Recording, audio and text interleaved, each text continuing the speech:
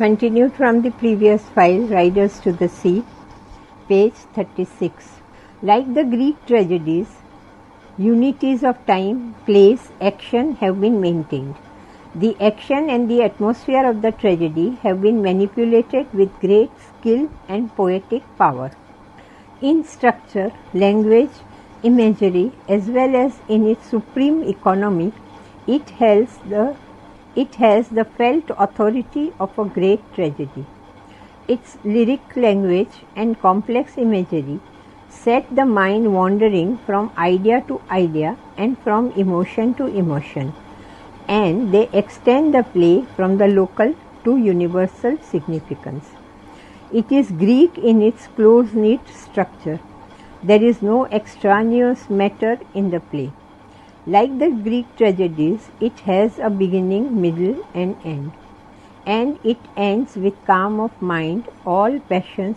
Moria at the end attains wonderful sublimity by her resignation and heroic fortitude. Question 18. Discuss the classical elements in the Riders to the Sea.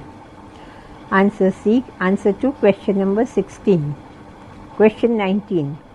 How does the character of Moria impress you in the Riders to the Sea? Is she tragic character? Answer. The play Riders to the Sea centers around the grief, lamentation and final resignation of Moria. Moria is the heroine of the play and nature is the protagonist. It is the contest between Moria and the sea that is the chief theme of the play. When the play opens, Moria is disconsolate with grief.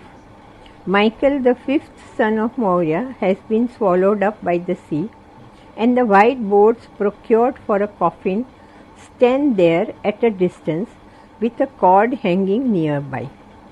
Moria expects that Michael's body will be washed up with the waves. Moria is not only miserable but is also the very symbol of human suffering at the hands of the sea. She is completely broken down. That is why her daughters try to save her the pain of identifying the clothes of Michael. For 9 days she has been keening for Michael, and there is another cause of anxiety for her. The sea is rough and the wind is howling. Bartley, her only surviving son, will ride such a sea and her prayers would be in vain. She vainly argues with Bartley and then appeals to him. She knows that a young man makes no allowance for the feelings of an old mother. She even tries to appeal to the greed of a businessman by saying that Kathleen will not be able to bargain with the jobber. But all her efforts fail. She exclaims in desperate grief and fear that she will never see Bartley come home again. It is almost the unconscious prophecy of a woman who has suffered her 5 sons to die in the sea. Moria's heart becomes uneasy because she has not blessed her son on his departure. She goes to meet him on the way with the bread in hand. Page 37. Repeated shocks have made her miserable, and she knows she cannot pass through her life of misery without fortitude. She has, however, become superstitious because of her miserable life in the midst of cruel nature. She is always haunted by premonitions. When she finds the ghost of Michael riding behind Bartley on the grey pony, her heart is completely broken. Her apprehensions about Bartley reach the stage of certainty. Just when we are expecting her to collapse, she shows wonderful fortitude. When Bartley's body is brought in, she does not start keening. Grief for her is over. She does not want anybody's sympathy. She is no longer in fear of the mysterious power of the sea. Quote, "There is nothing more the sea can do to me." Unquote. The soft heart of a mother, wrung beyond all endurances, becomes now as hard as diamond. She stands the loss of her last son in a way that astonishes even her daughter. Quote, "It is great rest I will have now." Unquote. Her vain contest with the sea is over. but it is not a cry of relief that the end has come to a heroic contest even in defeat. Moria shows magnificent spirit of endurance in the face of the worst disaster. Her benedictions on the living and the dead indicate a gracious spirit. Her change from a bitter, miserable woman to a calm, serene woman is due to her conviction that all men would die and there is need for contemplation. She rises above petty, selfish thoughts to a wider vision of life. She is a tragic character.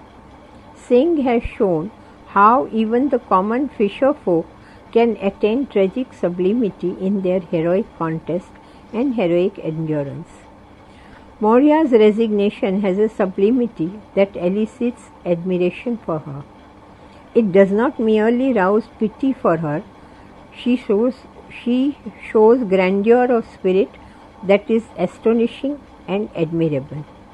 A passive surrender to fate would have made her a pathetic figure. She triumphs over her fate. That is the glory of her tragedy. The tragedy ends with grief and glory, and this constitutes the principal attraction of a great tragedy. Question 20. What impression about the character of Bartley do you get from the Riders to the Sea? Answer. Bartley is the youngest son of Moria. In the play, he is the only surviving son of Moria. He is preparing to go out to sea in order to sell horses to the Galway fair. He has 2 horses, a red mare and a grey pony. He learns that Galway fair would be a good one and he would be able to sell horses at satisfying prices. He is businesslike and clever. He is the only earning member of the family and he cannot lose any opportunity to earn money as much as he can. The sea is rough, the wind is howling, but he must brave the rough sea and inclement weather. He is a brave young man of the Aran Islands. Page 38. Moria is disconsolate and anxious. She cannot allow her son to cross the turbulent sea. She is superstitious. She is afraid of the star rising against the moon. She says that the wind is blowing from the south and west. All these augur ill. She argues with Bartley, appeals to him not to go out. She tries to prevent her son from making the perilous journey on the sea. But Bartley cannot listen to his mother. He does not show any disrespect to his mother. He carries on his preparatory work for starting on the journey. He takes the rope meant for his brother's funeral. He wears the shirt of his dead brother. He is not superstitious like the women of the family. He is neither superstitious nor bothered about Christian sentiments. The young priest has no influence on him. He is a man of action. He is a young boy who is conscious of his duty to the family. He gave instructions to his sisters about what they do in his absence. He is attentive to the details. He asks them to mind collecting the wheat for fuel. He instructs them to sell the pig if good prices are available. He asks them to see that the pig will not run on the rye. He is courteous and loving. He wishes all well on the eve of his departure. He is, however, sad and silent. He speaks less. He has concern for his mother's feelings. He inquires if another boat will go for the Galway fair in a week. All these show that he is reluctant to go, not because of any superstitious fear, but because of the misery of his mother. It is not true to say that Bartley tempts fate by his obstinacy. He is not disobedient to his mother, but he has to go because it is the life of a young to be going on the sea. Bartley indeed typifies the youth of all climes and all ages. He is brave, active and adventurous. He is lured by the sea and makes his journey on the dangerous seas. Red mare symbolizes strength and grey pony symbolizes death for him. Barley's death is mysterious. He is not drowned in the sea like other members of the family. The grey pony, which belongs to the dead Michael, tilts at the grey mare and throws him down into the eddy on the white rocks. It seems the spirit of the dead Michael takes him away. The death of Barley completes the tragedy of Moria. Question 21. What part do Nora and Kathleen play on the drama Riders to the Sea? Answer. Nora and Kathleen are two daughters of Moria. Their conversations at the beginning provide the background information about the play. We come to know that Michael is dead and his dead body has not yet been washed ashore. They have got a packet from the young priest. They have to examine the packet in order to identify the clothes. Moria, the mother, is disconsolate with grief.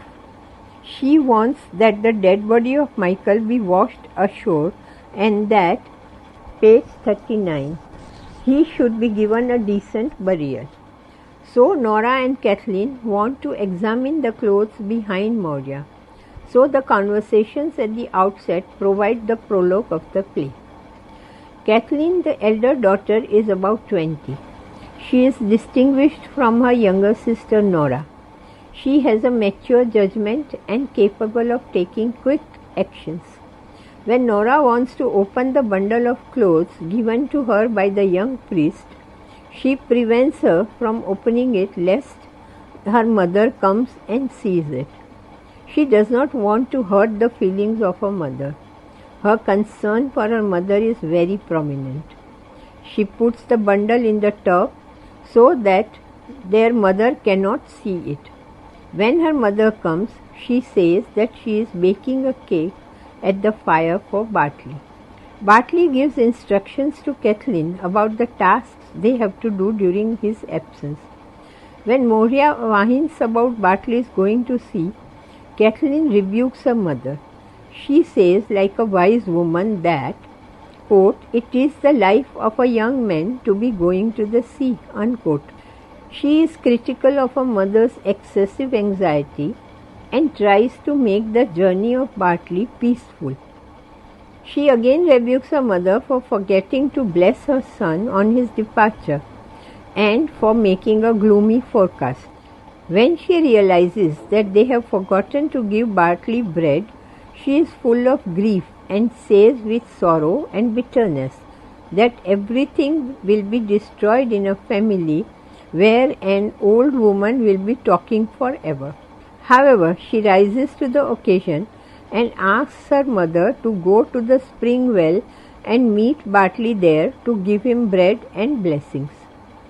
Moria is a bereaved mother.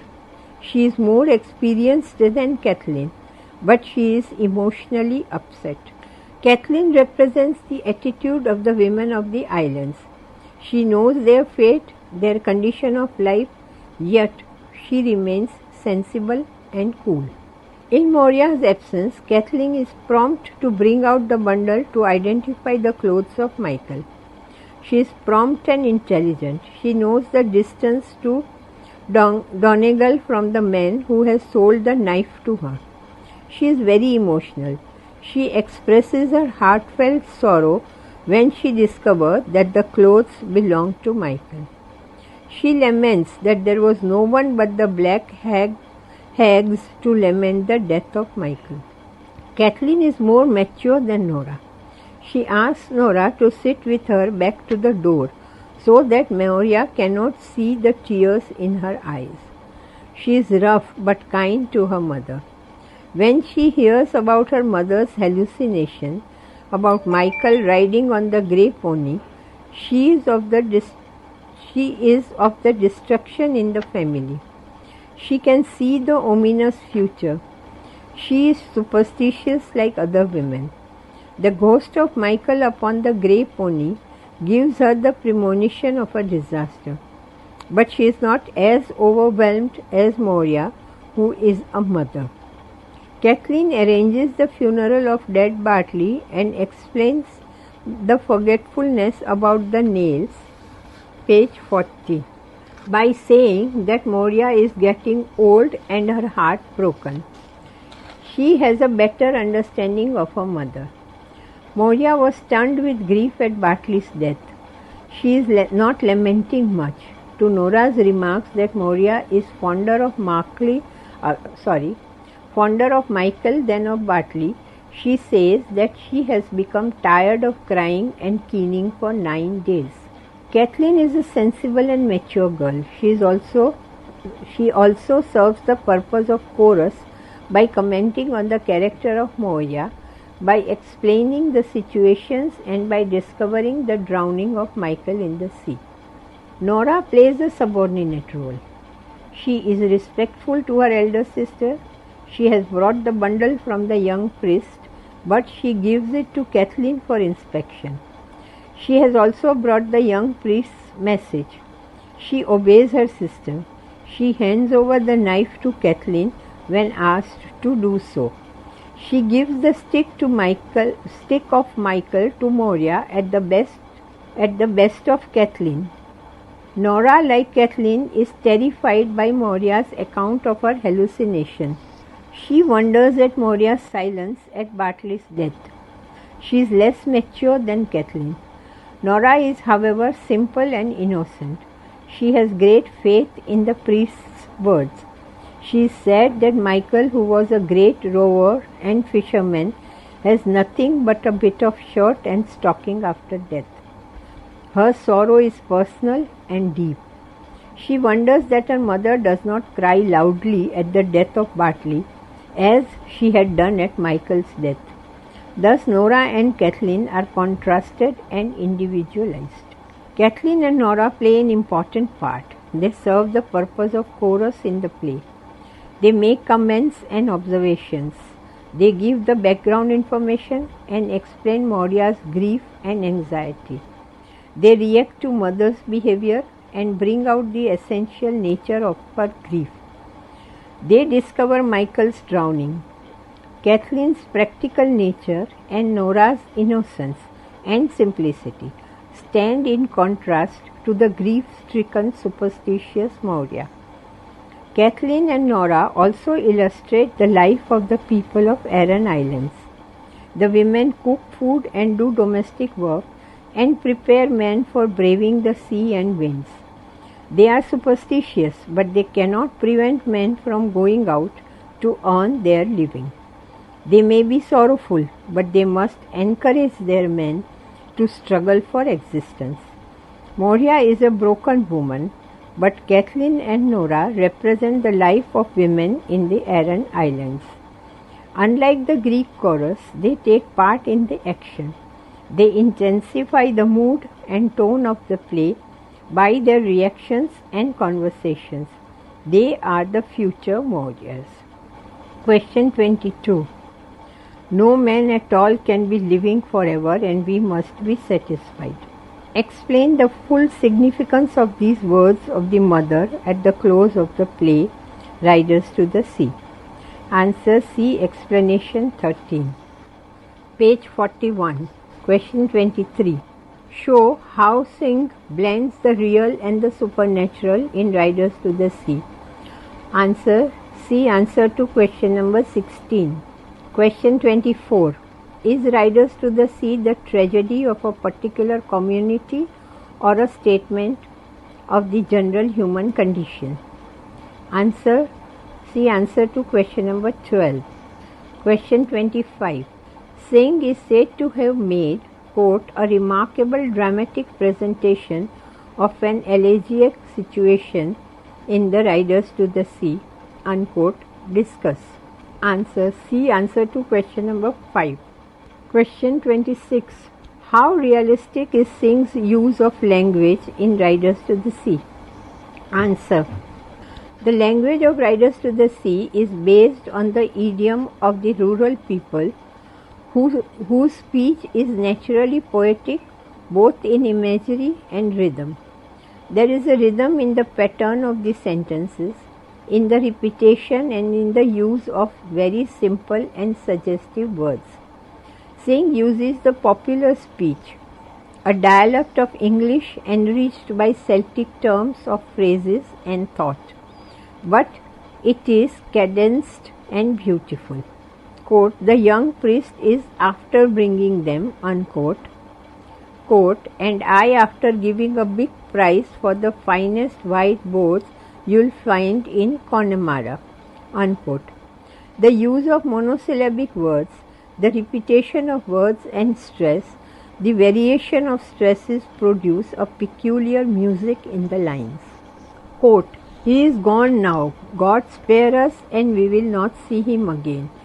He is gone now, and when the black night is falling, I'll have no son left me in the world, unquote.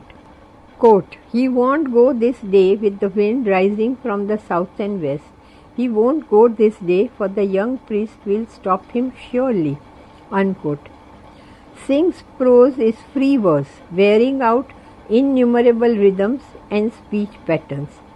Synge himself says, quote, in a good play, every speech should be as fully flavored as a nut or apple, and as such speeches cannot be written by anyone who works among people who have shut their lips on poetry, unquote. The language is the realistic speech in the primitive people of Aran Islands, but it has the soul of poetic rhythm in its simplicity and realism. The final speech of Moria is cadenced, rhythmic and tremulous with feeling. Question 27. Comment on Synge's blending of the real and the supernatural in Riders to the Sea. Answer. Synge gives a minute and faithful picture of the people of Aran Islands. His description is based on his observations of the real day-to-day life of the people. Their fears, anxieties, superstitions, faith are real.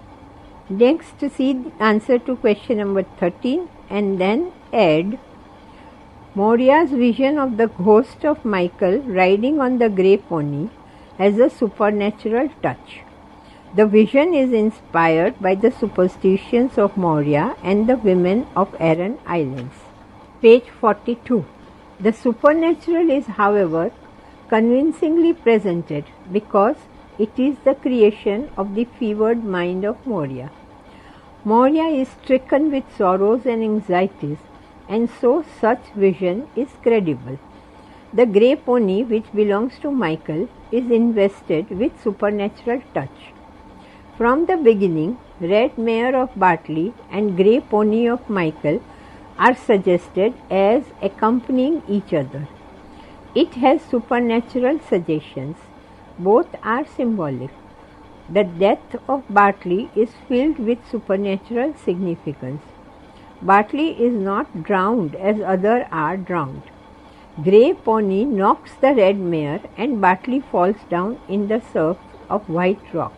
The dead Michael snatches the living Bartley away.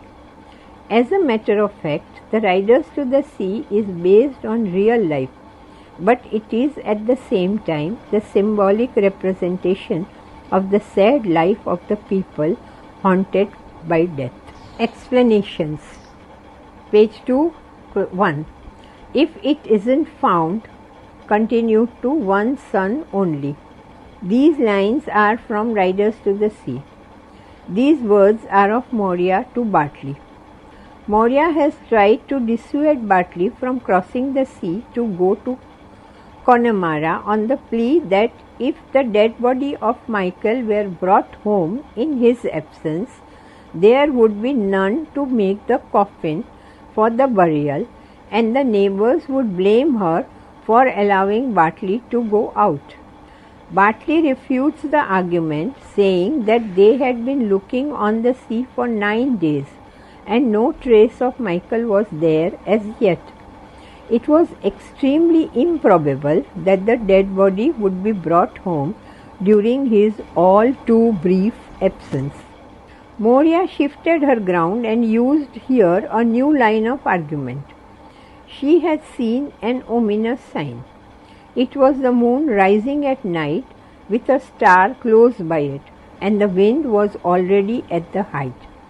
This has completely unnerved her. She was almost sure that Bartley was marked out for doom if he ventured to cross the stormy sea. If Bartley were thus lost, what good could the price of even 1,000 horses bring her? Bartley was her only son left out of the 6 sturdy sons. This was the appeal of the mother to the son in order to prevent him from the ill-fated journey. The conflict between mother and son is really the conflict between Moria and the sea. Explanation number 2 from page 5. It is a hard thing continued to find in Connemara. These lines are from Riders to the Sea.